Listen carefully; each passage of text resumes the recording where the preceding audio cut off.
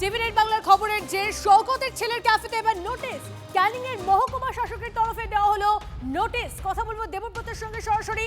দেবব্রত, কি কারণে নোটিশ এই ক্যাফেতে? দেখো, এই মুহূর্তে সব থেকে বড় খবর, শওকত মোল্লার ক্যাফেতে নোটিশ ঝুলালো ক্যানিং মহকুমা শাসক।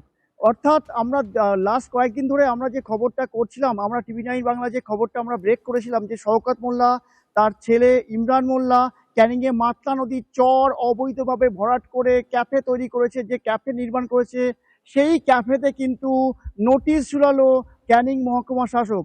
এই নোটিশে কি বলা আছে? এই নোটিশে বলা আছে 18 তারিখে যদি শওকত মোল্লা এবং তার ছেলে ক্যানিং মহকুমা শাসকের নিজে উপস্থিত থেকে যদি এই ক্যাফের জমি সংক্রান্ত তথ্যাদি অর্থাৎ জমির দলিল যদি না দেখাতে পারে, তাহলে কিন্তু পরবর্তীকালে আইনি পদক্ষেপ গ্রহণ করবে ক্যানিং মহকুমা শাসক। অর্থাৎ আইনি পদক্ষেপ মানে কিন্তু বুলডোজার চলবে ক্যানিং এর শওকত মোল্লার ছেলের ক্যাফে।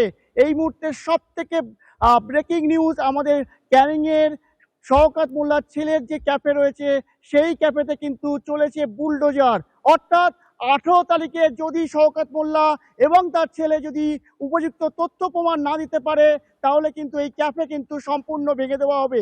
এই প্রসঙ্গে সব থেকে উল্লেখযোগ্য বিষয় হলো, গতকাল কিন্তু ইতিমধ্যেই এনআইএর হাতে কিন্তু শওকত মোল্লার ছেলে ইমরান মোল্লা তিনি কিন্তু অ্যারেস্ট হয়েছেন, এবং শওকত মোল্লা কিন্তু তাকে পালিয়ে বেড়াচ্ছেন, এবং রীতিমতো এনআইএ তাকে পলাতক হিসেবে ঘোষণা করেছেন এবং চিরুনি তল্লাশি চালাচ্ছেন। তাহলে 18 তারিখে কে আসবে এই তথ্যাদি দিতে ক্যানিং এসডিওতে, সেই প্রশ্নও কিন্তু। ধন্যবাদ।